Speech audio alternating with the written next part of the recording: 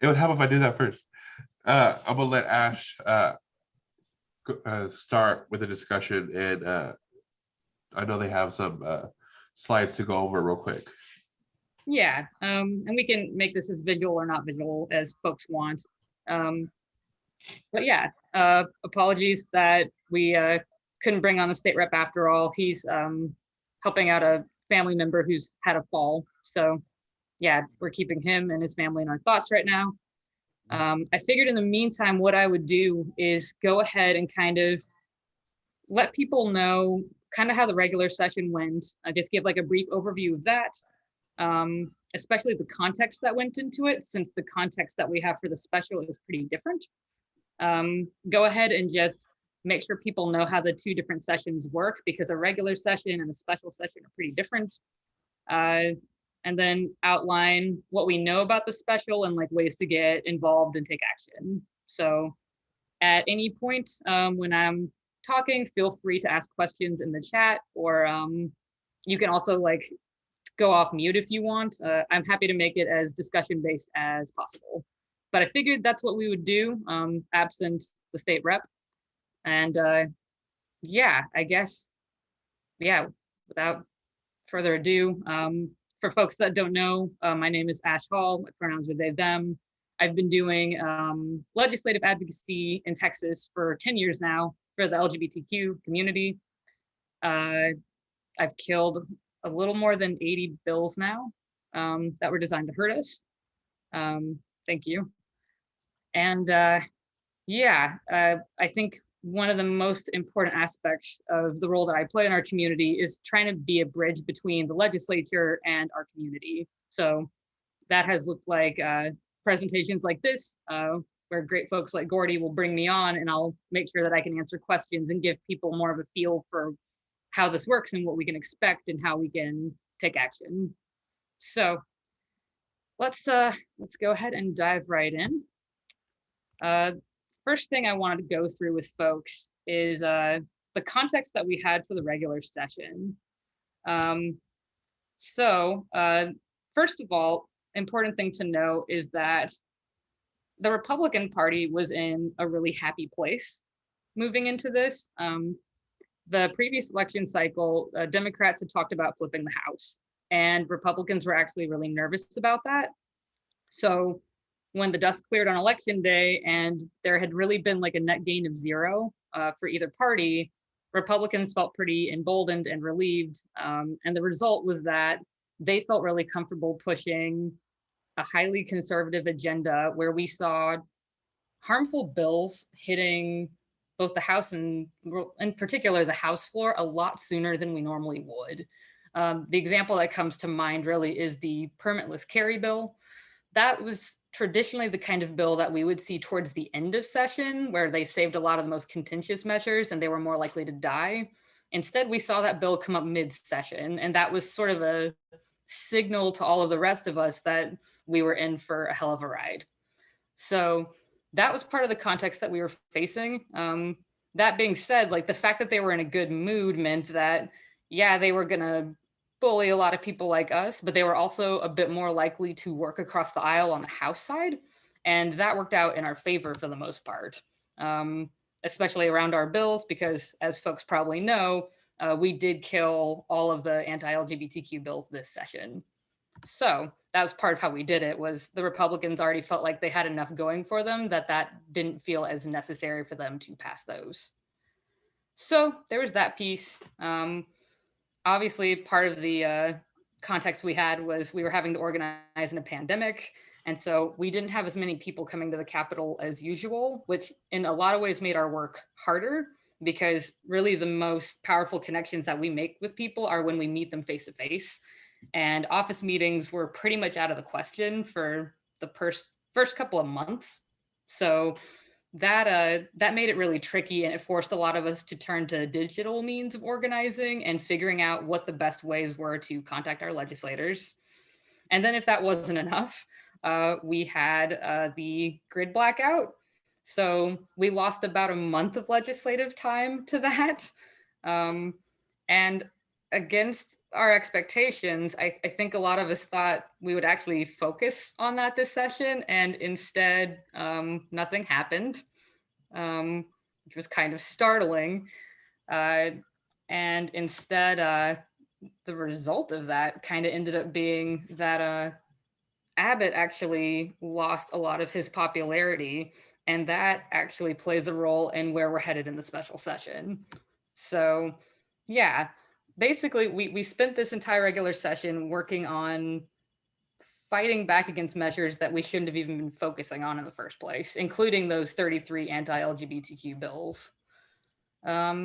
So in terms of lowlights, I mean, we had a horrible anti-abortion bill pass. That's going to be heading through the courts.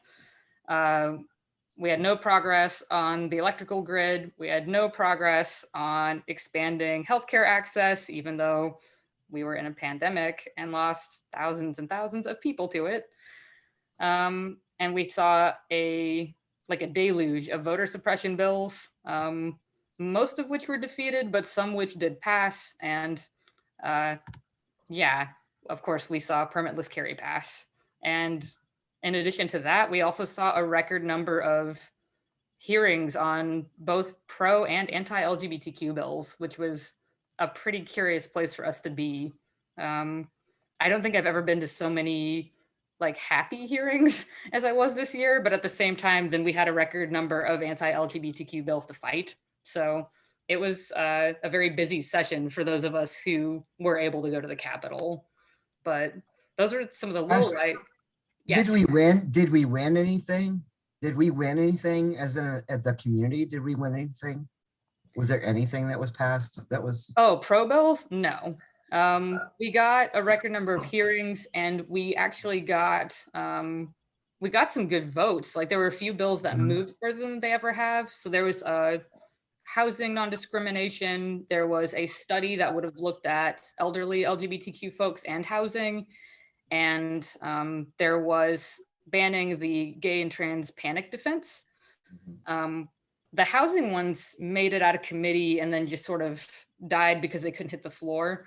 The panic defense wasn't able to get out of committee. It lost by a vote, which I'm still very bitter about, and I intend to make life hell for those legislators because that should have been a basic bill. So there was only one person in opposition to speaking that day for that bill. Who was it? Just some random it was one from Texas Values that spoke out against this, and then there's all these other people that were there in favor of it, and still there was a Republican that flipped at the last second, and so it died along party lines.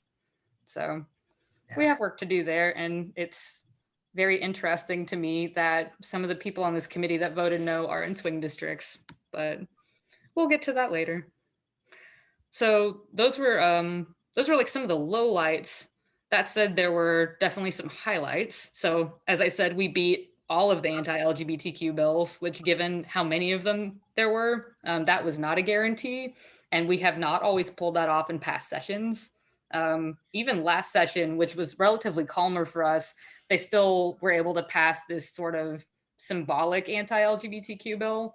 And so the fact that they got nothing this time was a really big deal. And it speaks a lot to the organizing that we as the trans community were able to do. So that was awesome. We also were able to kind of help embolden the Democrats to do the walkout in the final days of session that were able to kill the biggest anti-voting rights bill. So that was awesome. That made national news, and it brought a lot of attention to what we are going through as Texans. Let's see. We actually got a fair amount of turnout at the Capitol once the pandemic was starting to get better. That was another thing that wasn't necessarily guaranteed, but every time in particular we had a hearing on an anti-LGBTQ bill, the community turned out and a lot of allies turned out. So that felt really good. And we saw the same thing in a number of different issue areas, including the anti-abortion bill hearings, including permitless carry, and including the voting rights bills. So there was like more turnout than folks thought we would see. So that was helpful, and it gives us an idea of what we can expect. A lot of the calls to action that different organizations put out, whether it was Indivisible or Equality Texas or Tent or Planned Parenthood, saw pretty high response rates to that. So it was to the point that all of these organizations definitely heard from legislators that they were receiving a lot of emails and calls and were aware that it was because of the organizing that these organizations did. So that was good news. And even though we barely passed anything helpful in terms of criminal justice reform, we did have, really for the first time in a legislative session, like really important conversations on the House and Senate floor about racial justice and the way that that plugs into our criminal justice system. That's really been overdue for decades now. And I do think the fact that we had those conversations was a victory. So those are some of the highlights that we saw. Before I dive into the difference between what a regular and a special session looks like, do people have questions about the regular session and what I just covered? Cool. All right.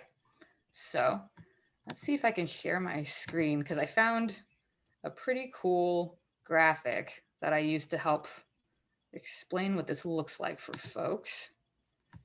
So let's go ahead and do that real quick. Let's see, share screen. All right, and then let me go ahead and get into presentation mode real quick. There we go. Yeah, this just happens to be my favorite visual that I've seen for understanding the way that these different sessions work, because a lot of people have questions about them. So I won't necessarily read this to you, but the biggest difference obviously is the amount of time that we have to kill bills. And make no mistake, we will mostly be killing bills over the next month. And the fact that what can be considered in each session is vastly different. A regular session, you can have any topic under the sun introduced by any legislator. In a special session, this happens purely because the governor calls for it, and as a result, only topics on his agenda can actually be addressed. So even if we want to reintroduce some of the pro-LGBTQ plus bills that we had in the regular that didn't get anywhere, we actually can't unless the governor magically hits his head and suddenly wants those on the agenda, which is not going to happen. The other thing that I want people to keep in mind as well is that even if we are able to defeat a number of the measures in this special session, if the governor is pissed off enough about it, he can call another one. It's not necessarily in his best interest to do that because each one costs us about $1 million, I believe, as taxpayers, but he can do that and he has done that before. So I just want people to be aware of that even when the 30 days is over, depending on our victories and depending on how the governor is feeling, we may or may not get thrown into another 30-day cycle. So those are just some of the differences. Similarities are really important though, because every bill still has to go through the process of going through committees before they can reach the House and Senate floors. And the translation there is that we still have a role to play in killing or passing bills because obviously there's public hearings.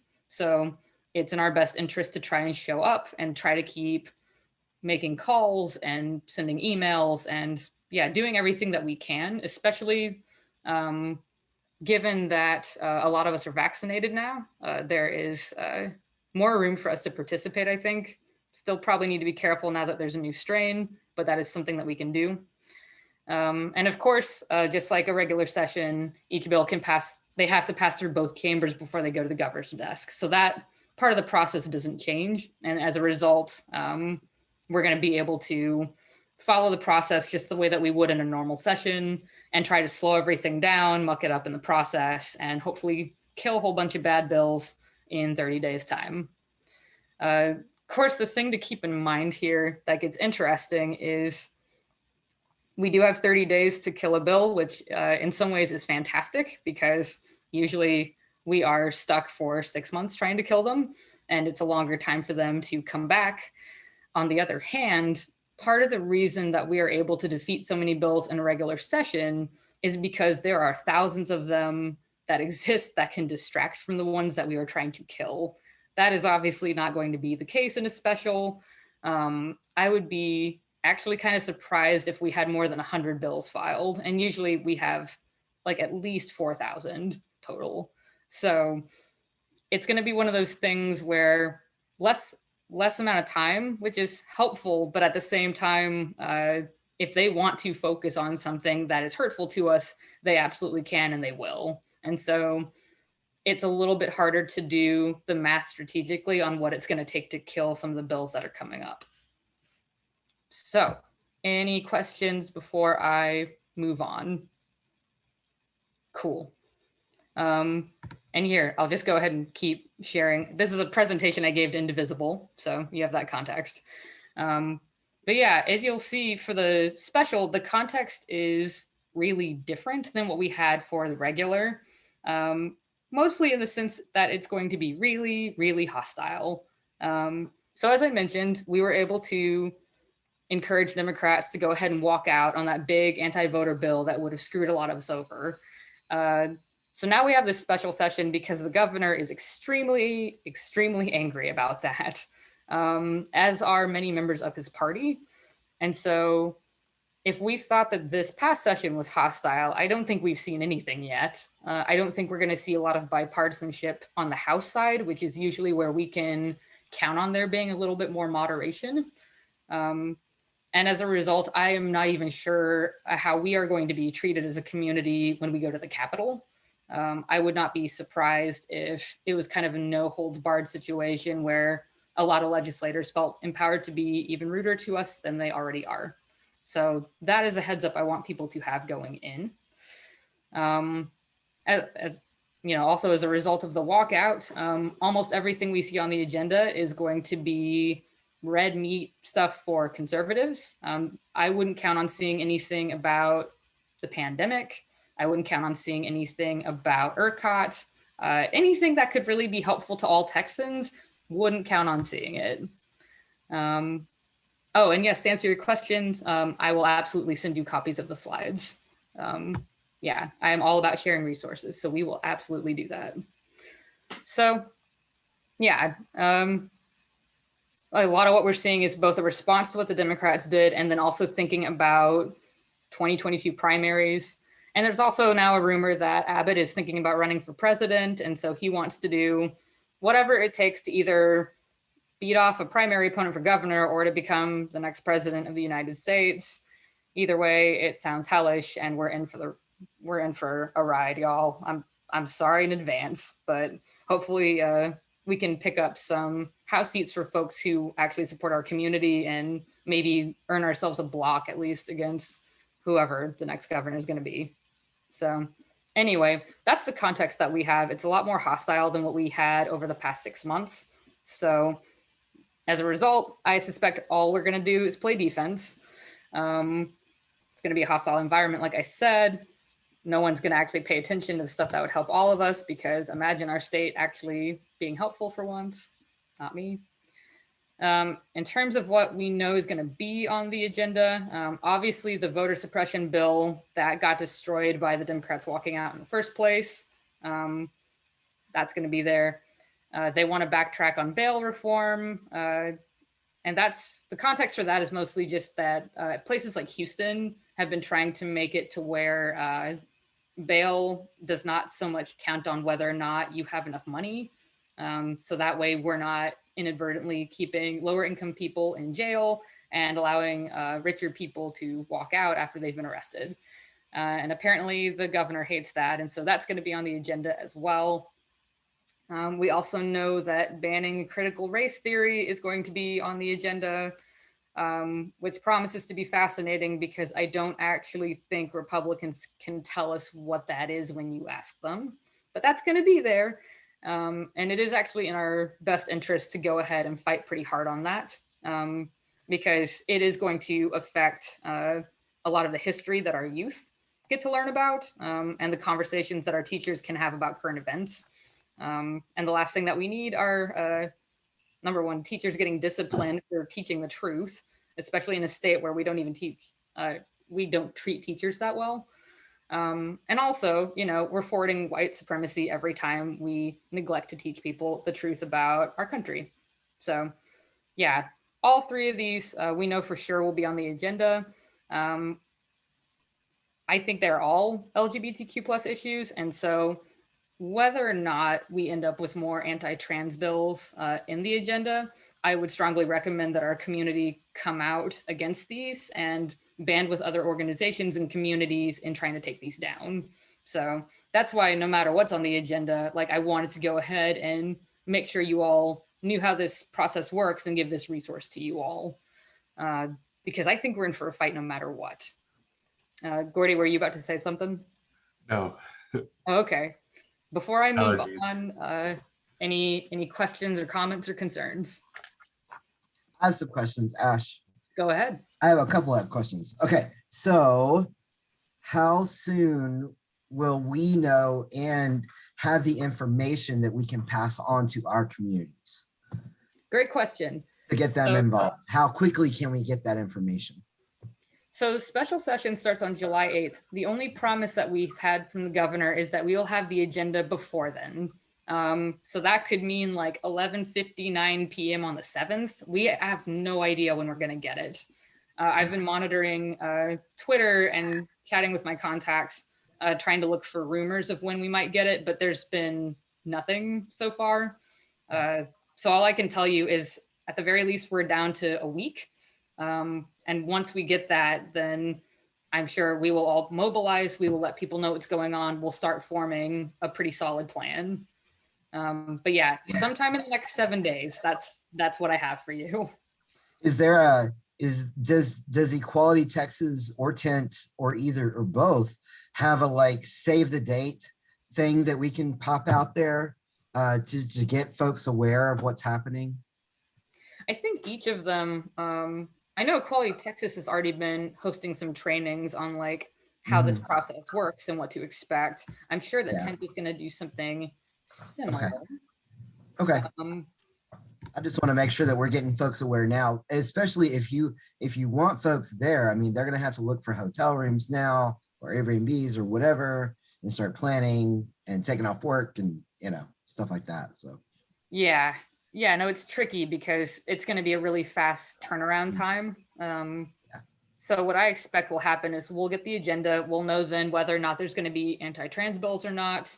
The organizations will decide which of the priorities, if not all of them, to go ahead and act on. And they'll start pushing out messages and save the dates and all of that to their followers.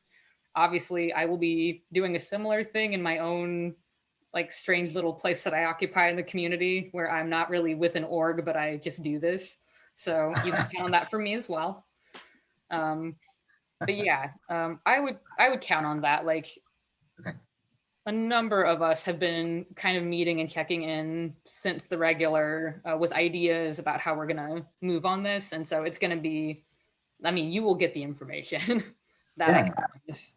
And in the meantime, in the meantime, people can find out who is who represents them, so they know exactly who to contact to, right when we get all the information, so they can start giving phone calls and sending emails off the bat once we get the agenda. Yeah, and I got this last session. I got North Texas Moms Demand Action very involved as well for us, for our community, because I've had lots of conversations and built a relationship with them since I ran for office, and in helping them recognize that our fights are the same Right. when it comes to gun violence. And so I just want to make sure to have something to tell them to be aware. Yeah, no, those things will absolutely come out soon. And as it is, like the next slide I think that I have for this is just like ways that we know we're going to be able to get involved. And so, yeah, at the very least, like we know what actions we're going to be able to take. It's just a matter of knowing what the agenda is and like starting to get dates for hearings and figuring out what our priorities are going to be. So, yeah. Anything else, folks, before I move on? Cool. All right. Let's see.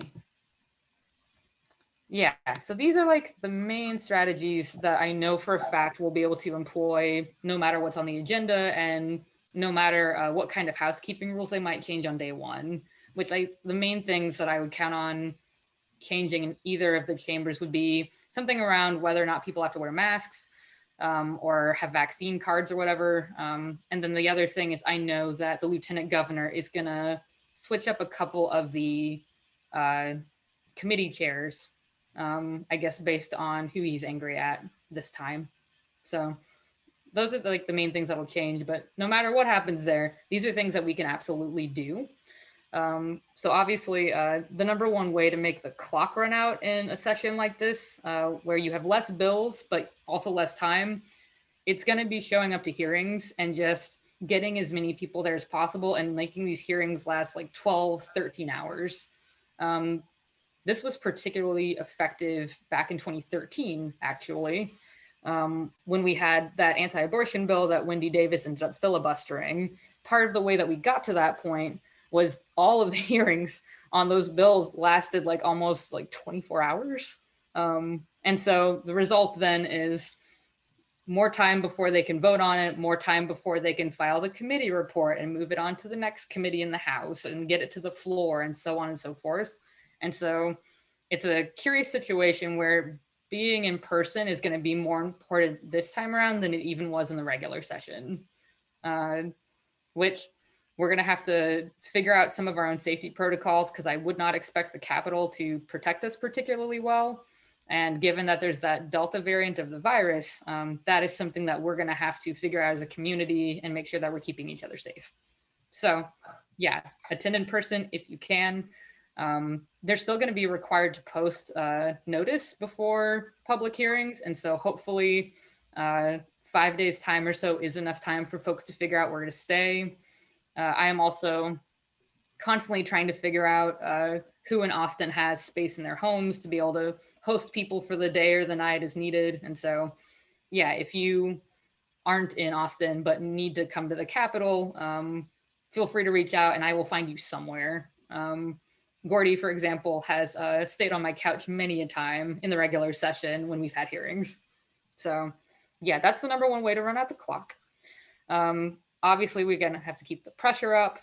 So even if you can't make it to the Capitol, it's still going to be important to go ahead and make a lot of calls. If you are not much of a phone person, I know a lot of us are introverts and or have what is practically a phobia of the phone.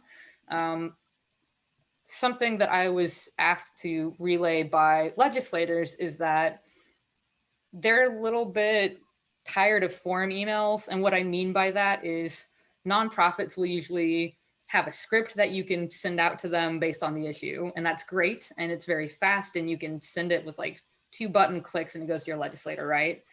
Then the result is that the legislators get 100 or so of these and they're all exactly the same. And then they're not paying as much attention to it. What they're usually looking for whenever they get an email is personal stories that they can use to fight back against some of these bills, whether that's in a hearing around the House or Senate floor, right?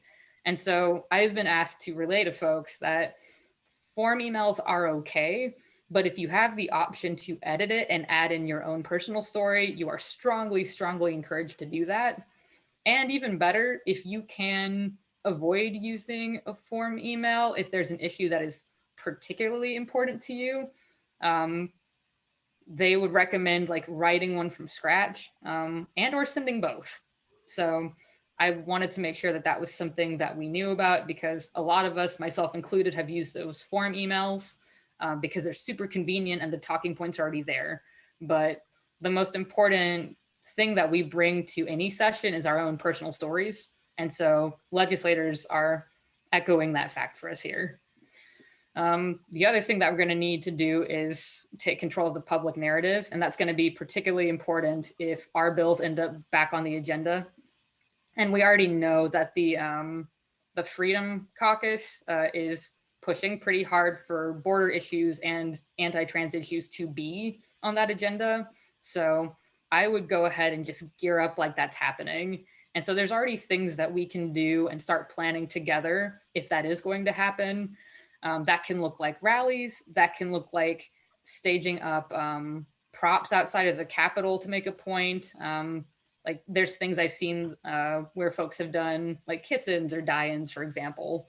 we can get creative and think about more artistic ways to make our viewpoints known and get the media there and get ahead of our opponents on that. So we have that option. I already know there's going to be rallies on the anti-voter bills, but some of these other issues that come up, including ours, if they're on the agenda, are obviously also worthy of that. So that's something that we should obviously be doing. I would leave it mostly to organizations to do press conferences. I included that in here because I was giving this to an organization. So don't worry about that. Just if you can show up, show up. Op-eds, though, are something that I want folks who are more inclined to do writing to think about. That can look like writing about one of these bills in your local paper, or even like something slightly bigger. If there's like a citywide paper where you are, and like trying to push that forward. If you can tie in your personal story, so much the better. Usually op-eds, they want 750 words or less. So heads up that there's usually word count there. But I know that there are a lot of really talented writers in our communities. And so I want folks to think more about op-eds because, especially if you can't make it to the Capitol, I think there's a way to emulate a particular phenomenon that I saw at the Capitol, which was there was a particular hearing where we had the anti-trans athletics bill and an anti-voting rights bill in the same hearing. And the majority of people who were there to fight back against that anti-voter bill. Our bill came up first. And so a bunch of us in the trans community were testifying. And I found out shortly after I testified that the list of people testifying was growing, and I didn't know what that meant. It turned out that as the voting rights activists listened to us, they had no idea about our issues, but they were so offended and moved on our behalf that they signed up to testify, and they came up and some of them literally said, like, I know nothing about this. I'm not trans. I'm just now learning about this, but this is really messed up and I'm against it and you should know about it. And so what I think we can do through op-eds is essentially the same thing there, which is tell our personal story about this bill and how people can take action. And the way that that would work then is, you know, random lady we've never met in our lives who's cisgender, heterosexual, you name it, reads this and similarly is moved. And then she calls her representative and says, like, I just read about this thing. I have very little knowledge of it, but it sounds bullying and you should oppose it. And there you go. Now we have more people activated. So op-eds, that's like something I'm pushing real hard for this particular session. I think we can get a lot written in a month all over the state. And I want to see what the results of that are. So there's that piece. And then, of course, local office visits. A lot of people forget that if you don't live in Austin, that is, in addition to having an Austin office, your state rep and your state senator have a local office that is closer where you live. Obviously, the drive to Austin can be really long, especially if you're in like El Paso, for example. If you can't make it, you can still schedule a meeting with the local office for that representative or senator, and they're more likely to remember you and talk to you and then pass that along to their boss than like the person who just like sends an email. So that's another way that we can kind of shape the narrative and like, again, get on top of our opponents. Looks like somebody said something in the chat. I want to make sure I see that. I guess I can also just say it out loud. Go ahead. Yeah, this is supposed to be partially a discussion too. Obviously I'm presenting, but like, yes, go ahead and say it.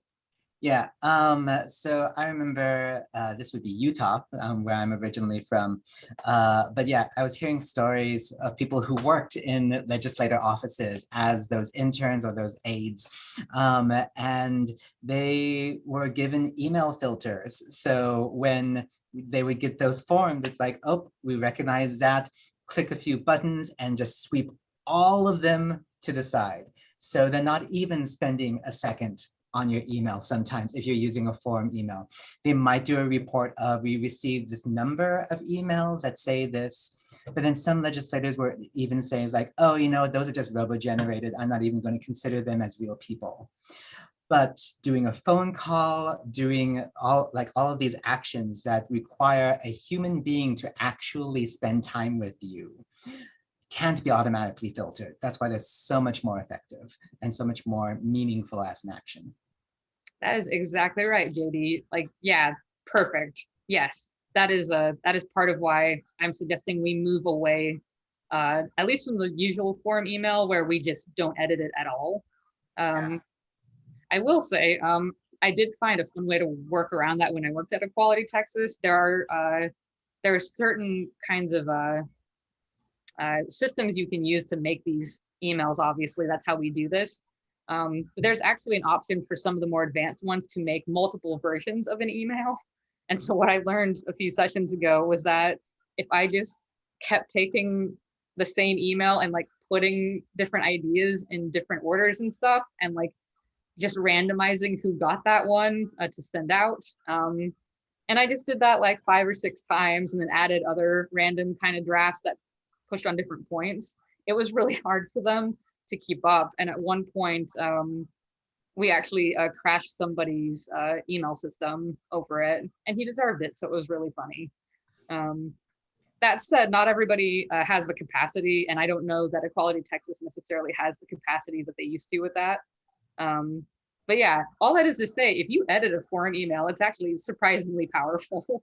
And if enough people do it, it's not going to go to those filters that they make, and the results can be pretty funny if it's somebody that we're just trying to make miserable for filing a bill.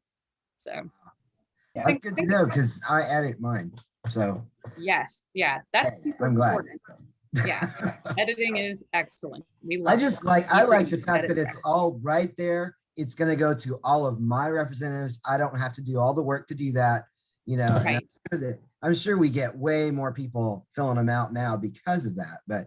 But like you said, you know, maybe if we encourage people, hey, I'm sharing this form letter, but edit it to make it your own, you know. Yeah, that's something I'm going to be pushing with Indivisible in particular, because I think we just got software to start sending out form emails. But yeah, something I was telling them to do is at the top of every single one, make sure you have in bold letters, like, please edit this and include your own personal story or details or why you care about it. So yeah, that's going to be important. The last thing that I wanted to touch on is a strategy, because we are always thinking ahead, not just for session, but beyond. Keeping the heat on the governor. So we already know that he is polling lower than he has been in a long time because of the grid, because of how session went. And now on top of that, he signed legislation that's like pro dog abuse and like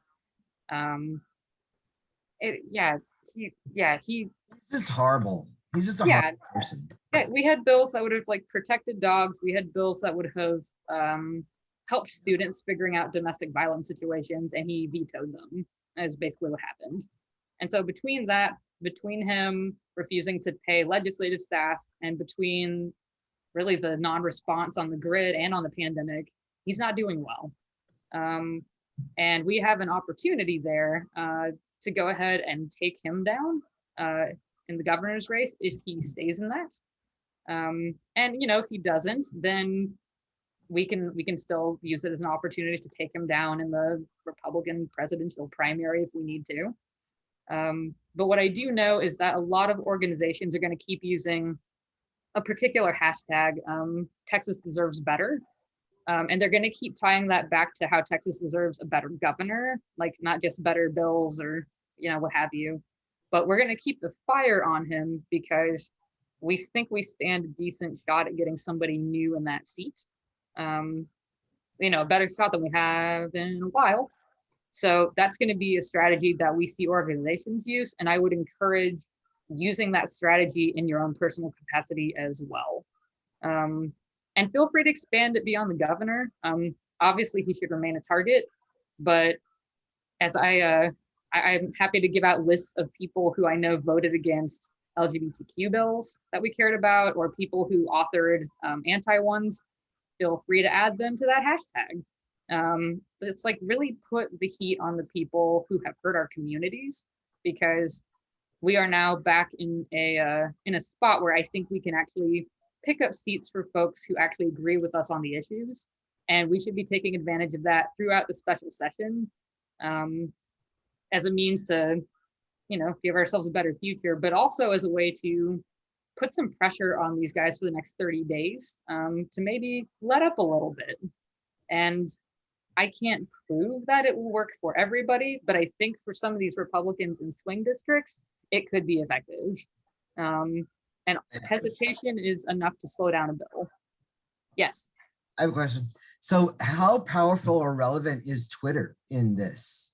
Surprisingly powerful. I troll Governor Abbott's page, right? And I just, God, you're awful. Whatever. Is that relevant at all?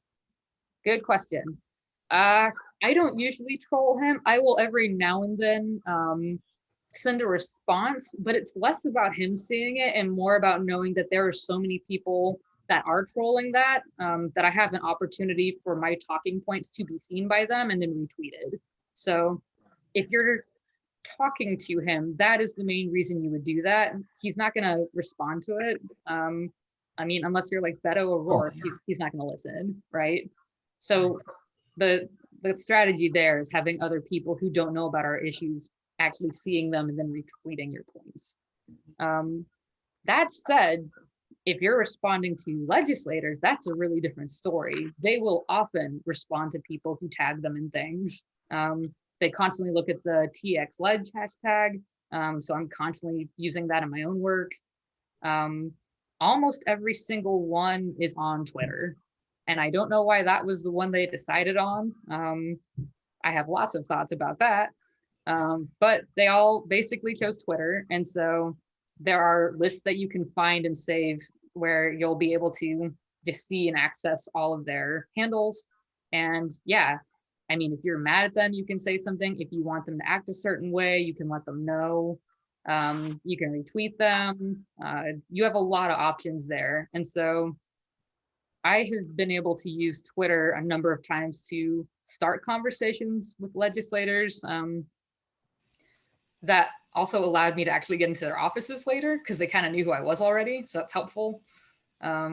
It's also a way to mobilize their constituents to send a certain message to them. So yeah, all that is to say, I know Twitter is kind of the trash of internet platforms, but it is actually a really, really useful tool for the legislature, which considering that the legislature is full of garbage kind of makes sense. Yeah, cool. I was just wondering about that because all of a sudden, like some people are starting to retweet some of my things that I'm saying, and it's getting that, like you said, getting that information out there that maybe some people aren't aware of, right, in another state or something. So exactly. Yeah. And we're in a really unique situation right now because the walkout the Dems did generated national attention, and there's a surprising amount of people even in other states right now that are following the TX Ledge hashtag and like looking at what our legislators are saying and doing.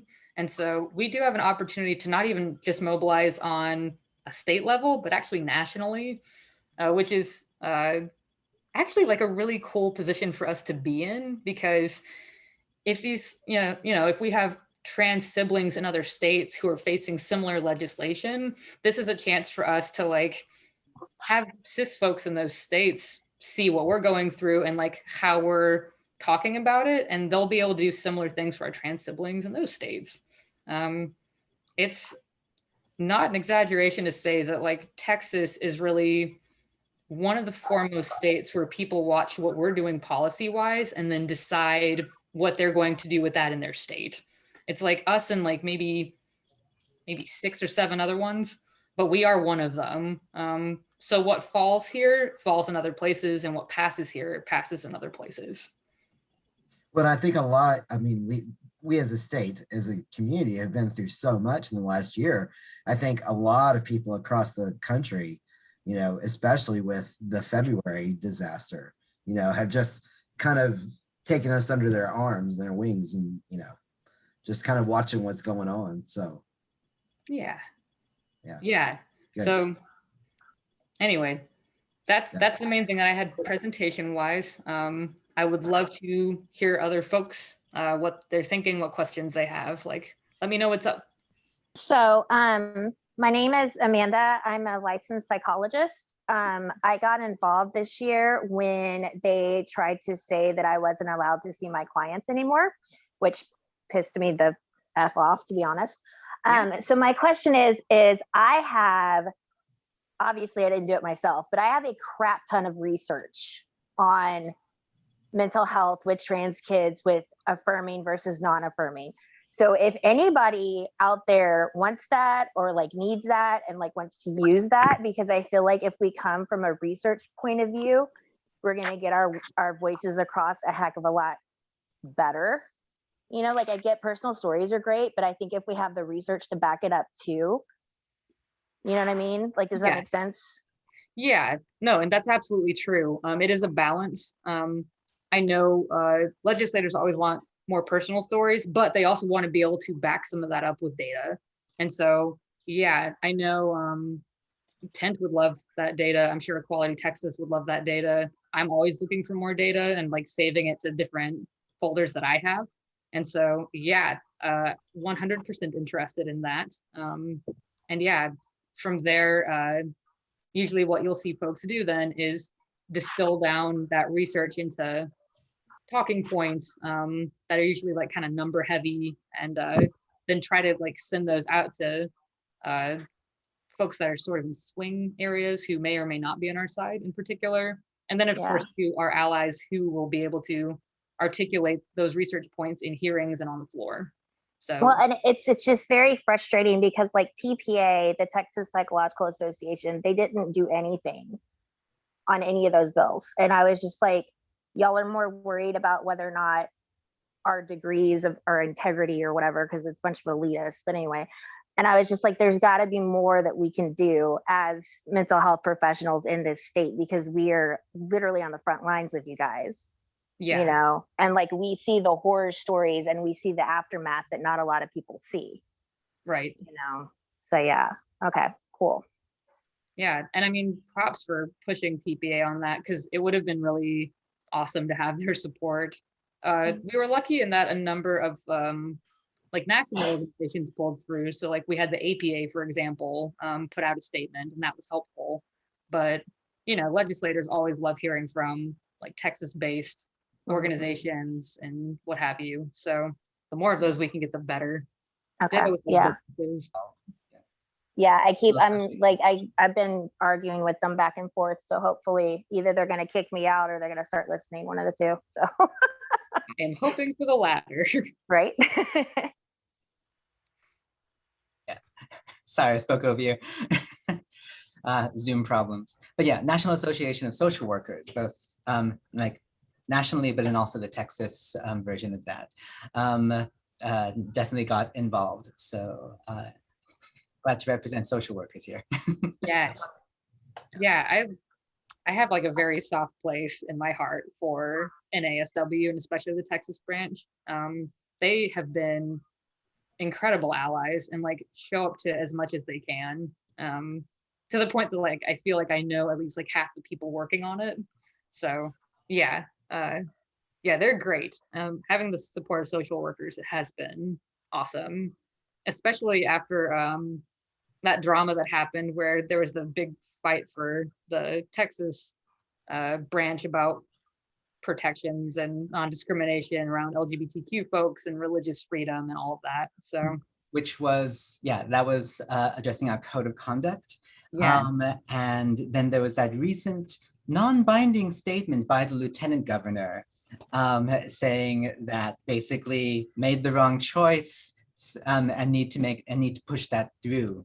So there was just some worry that there might be some sort of push for that in one of these special sessions. So I know that's something that NASW is taking a really close look at right now, because restricting that would put all social workers in this conflict of, we have our national standards, and now suddenly we're in a state where it's saying that we cannot follow our national standards, which is just, that's just a weird position to put us. Yeah, it's like a wild way of ensuring we don't have any social workers in the entire state. Yeah. yeah, I mean, obviously, if that does end up being part of the session agenda, our community would, of course, mobilize around that. You know, even if it was like some other community that was going to be affected by it, like if it was, for example, like limited to refusing to serve religious minorities, for example, like that would still be something that we would come out for. So, yeah. Yeah. No, I've been wondering if that will get added as well. I'm kind of hoping they've forgotten. I was looking through the Freedom Caucus's demands, and they were mostly caught up on the two main anti-trans measures, the anti-athletics one and the anti-healthcare one. So if we are going to have something, I'm expecting it to be one of those, but you know, a special session by default comes with surprises. So we will know within the week. Yeah. So with that, do they define that for the entire 30 days and then can't add anything in the middle of that, or? That's the other thing. So yeah, those whatever's announced at the beginning, that stays there. The governor technically can add more to the agenda. The reason that he is less likely to do that is because 30 days is already a really short amount of time. And so if he realizes halfway through he wants to add something, now that bill has like 2 weeks to go through both chambers and all the hearings and get to his desk. And so it's kind of like setting him up to fail. What would be more likely is that if it was something he cared about enough, he would put us into another special session afterwards. So unless he comes up with something within like a week or so of the initial agenda, I think what we see at the beginning is going to be what we get. Before we wrap up, Ash, we should probably discuss what we can do as individuals and as community as far as self-care. Yes. Because the high tension that we're going to be dealing with these some of the topics that potentially can show up. What would you recommend individuals do for themselves or in a group setting if they do show up in person? Yeah, well, something that we have really excelled at as a community, especially in the last 2 sessions, we have always reserved a room at this point and made sure that the whole community is in one space together. And so when we're stuck in that building for 11 plus hours waiting for them to get to our bill, we're in good company. We have each other's emotional support. There's guaranteed food and water. Yeah, we're all there for each other. And so I know that we will do that again if we need to. But even expanding beyond that, something that I have found helps me is just making sure that the folks that I am advocating alongside for this stuff are people that I'm also talking to outside of the legislature. Like really building the community connection there and making sure that we're not just bonding over our shared trauma. I think that goes a really long way. If we're going to be stuck in this really shitty fight together, then we might as well become good friends, become each other's chosen family, take care of each other, learn how to take care of ourselves from each other. Really try to find the silver lining as much as we can in what is ultimately a very dark and daunting storm. So there's that. It really feels like old home week. I mean, I missed it when I didn't get to go this year. You know what I mean? I mean, it's spending 11, 12 hours with colleagues and friends from all across the state is just, it's an incredible experience. It really is, just spending that much time together. It is, yeah. And even if they don't put our stuff on the agenda, something that I do, I intend to bring this up to other groups that are advocating on non-LGBTQ specific issues, because I mean, a lot of the stuff that they're going to bring up this session, even if it's not a direct attack on us, is going to be traumatizing for a lot of people. And so I think it's important for the groups that want to lead the way on this to be thinking about how can we keep our people together and make sure they're doing okay and that their physical needs are being met and their emotional needs are being met as much as we can. So that is something that I think the trans community in particular has really excelled at the past 2 sessions. And I think that is something we can actually offer to other communities and hopefully help out a bunch of our buddies, regardless of what issue lies before them. So there's that piece. And of course, we have Transcendence. We have our virtual platform. We can host as many meetings as we can host one virtual meeting that day for folks who can't be there, like we did last time. We're happy to do that if we can, if that will be helpful for folks. Just let us know as quickly as possible so we can get it together. Last time we partnered with PFLAG Fort Worth so we could get the word out there more. So yeah, anything we can do as Transcendence, especially, let us know. Awesome.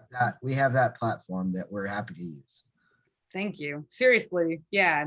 And yeah, it's another thing, like from an organizing perspective that I'm thinking about a lot is like, how do we create more spaces for advocates on all sorts of different issues to be able to come together and just kind of process together, so they're not like holding that tension in their bodies. So yeah, similar to having a group space in the Capitol together, like that's another thing that I'm wondering if our community can offer to more communities, because that's important. But other than that, I mean, So I'm if not we already gonna have tell a you much that you don't already know, like hydrate, take some time to rest, especially in like the following days after a hearing, if you do come to one. If you're the kind of person that gets stuck inside your head a whole lot when you're alone, like make a plan to hang out with somebody the day after a hearing so that you don't have to be alone.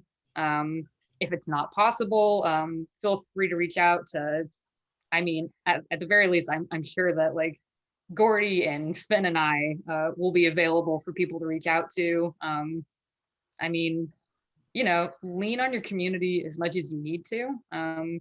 And even if it's somebody who was in that hearing with you and was also hurting, there's something to be said about leaning on each other. So there's ways that we can help each other process and heal and get through this together. So I think about that quite a bit.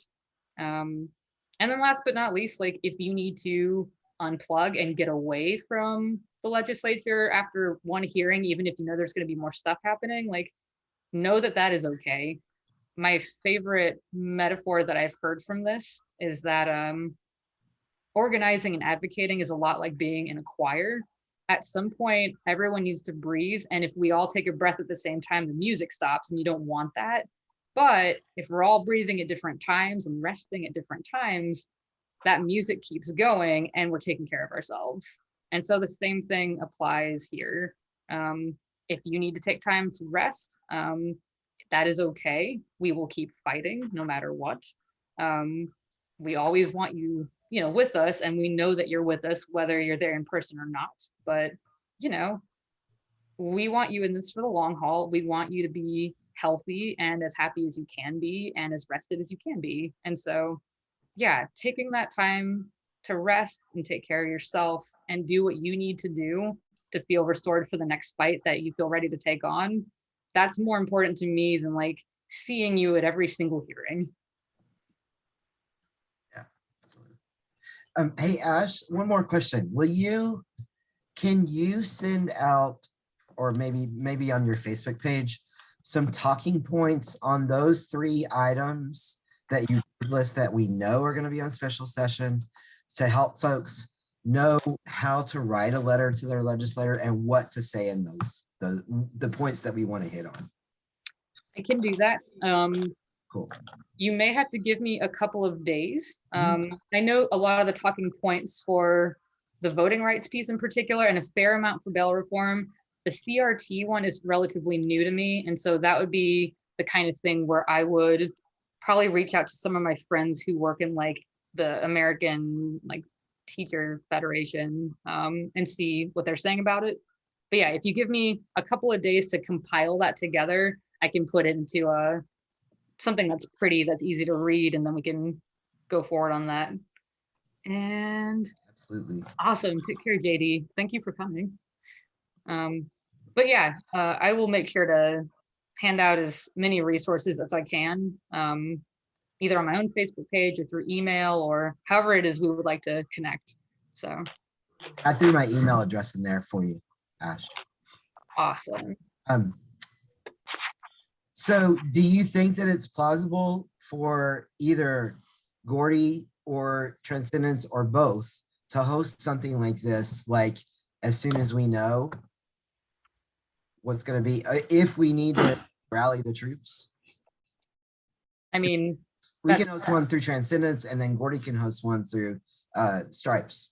So yeah, I was gonna say, like, I know Gordy and I were already talking about doing that anyway. Obviously, Rep Talarico couldn't make it, but he was saying that he would still love to be able to help out and talk to our communities. And so we will have him more or less on standby. And I think once we get that agenda, we'll do our best to go ahead and quickly get him in there and like start talking together. So yeah, you can count on us for that. I know Gordy has work, but we will, as soon as possible, we will figure out a way to do that. At least I'm assuming I'm speaking of this correctly, Gordy, am I right? Yes. We plan on being as active as we can in the special session and post special session while we take time to relax and gather before the next regular session. So for parents who do ask me, Finn, is there a chance that it's going to come back? Blah blah blah. What's the best answer I can give them? There is a chance. We need to be realistic about that. Plenty of us are already strategizing around what the response will be. And the number one thing I really want people to drive home is that this already happened to us in 2017 with the bathroom bill, and we still beat it. So we know that it's possible to go ahead and beat a bill twice in a row. And so there should be concern and we should be bracing ourselves, but we should not consider it a lost cause if one of our bills does end up in the agenda. Because it's going to go through the courts. Even if it wins, then it'll go through the courts, be tied up in the courts. Right. I mean, my thing is killing bills in the legislature. So my game is like, it's not even gonna get that far. But yeah, no, that's true. Even if the worst were to come to pass and it did get signed by the governor, then yeah, we would litigate on it. The fight continues, really until we win, because our communities are worth that. Well, I can tell you the folks at Genesis are just thrilled. I mean, Heather Newby and I have been in communication with each other, because children's tied their hands. They couldn't say anything on their personal pages. They couldn't say anything on their professional pages. Dr. Lopez, Heather Newby, all of them.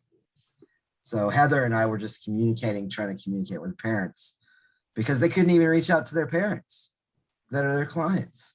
Yeah. Oh, it was horrible, Ash. It was awful. They just felt helpless. Yeah. Yeah, I am trying to avoid anybody in any of our communities feeling helpless at any point in the session as much as I can. And so, yeah, just please remind people that, like, even if our stuff does get added to the agenda, we've been here before and we still won, and we can do that again. So I want to make that really, really clear. And, I also want to remind folks that we actually had more people turning out at our hearings this session than we did in the bathroom bill session. And so if anything, momentum is really on our side right now. And so all we have to do is keep pushing and keep doing what we've been doing. And I genuinely think we will be okay. And that was during a pandemic too. Yeah. Exactly. Yeah. People know what's at stake here. And our allies know what's at stake here. And our legislators know what's at stake here, except maybe Harold Dunn. Yes. God. All that is. And so, I mean, the result though is like we organize together, we fight together, we stick together, and then we have a session like the one we just had where it was brutal, but we beat every single thing they threw at us. So amazing. Thank you, Ash. I don't know what we would do without you there. That's very kind of you to say. When are you running for office? Oh my gosh. It's funny. I know you get that question a lot. I'm just joking. No, the funny thing is there was a hearing and Rep Talarico was in the committee and he actually asked me that in the middle of the hearing. So yeah. And That offered his seat I to. saw that. to I saw that. This is recording, but also whatever. I don't care if people know. Depending on how redistricting goes, if a state house seat opens up and I'm near it, then I will run for it. For a number of reasons. I have like just a lot of policy ideas because that's how my brain works, but also because there's evidence that shows that when certain kinds of communities that have not really been in certain spaces before run for office and take up space in those halls of power, we see less legislation aimed at those communities. And that's part of the reason why we're seeing less bills that are aimed at the LGBT community, but we're still seeing this deluge of anti-trans bills. Yeah. And so if running and winning is a strategy that I can use to start stopping these bills before they can even be filed, that is something that I want to do. So Yep. We'll Texas see. is overdue for a trans non-binary representative. Yeah, they asked me to run again. The next, good. You should think So, about it. Something you want to do. honestly, Ash, the problem was I had no support. I had no support from the community. I had no support from the community as a whole at all. I had no support. I had no support from Equality Texas. From nobody. I had amazing support from Moms Demand Action, Okay. which was ironic. But I had no support as a trans person. And that was the biggest problem. It was just If grueling. you decide to run again, reach out to me before you announce, and I will try to connect you to people who are very, very interested in supporting races like that. Equality Texas doesn't actually do as much with their C4 around endorsing or sending money or anything like that. So should I file my name out there? Ash, they didn't even put my name out there. Yeah, their C4. That's wrong. That's screwed up. That is screwed up. They had parents writing them, asking them why they didn't, and they still didn't. And then I get this letter from Chuck Smith explaining to me why they didn't. Well, on the bright side, there is new leadership there. I was just like, are you kidding me? Yeah. HRC either. Yeah. HRC either. I mean, personally, like I've been burned by Equality Texas before. I've also worked there before. The only thing that I can say is that as organizations shift and change and they get new leadership, it is worth it to give them another chance and see what they do with the new energy, with the new people, with the new mission. So far, I think I could. I've been really pleased. So I think I could win this seat. Good. Against Tenderhold, but look how and look how well you did with such little money. I lost by 8 points. I lost by 8 points, and nobody knew who I was. No one. Okay. Nobody. Well, everyone on this call is hearing it. Should you announce, we know to spread the word. So I mean, I'm ready they to do a begged me to postcard run. campaign, Ben. Huh? I'm ready to do a postcard campaign. That'd be awesome. I had 2 people on my team, and I did it on $10,000, Ash. $10,000, and I got $10,000 is pretty damn good. That's pretty fucking good for the first trans person to run for the state house in Texas. Yeah. In Arlington against. You should be proud. And I did it cleanly. I had so much dirt on him. Anyway, but yeah, let's talk about it. Let's talk. We will. I would love to talk to you. You got it. Well, I appreciate everyone coming in to join us for this conversation.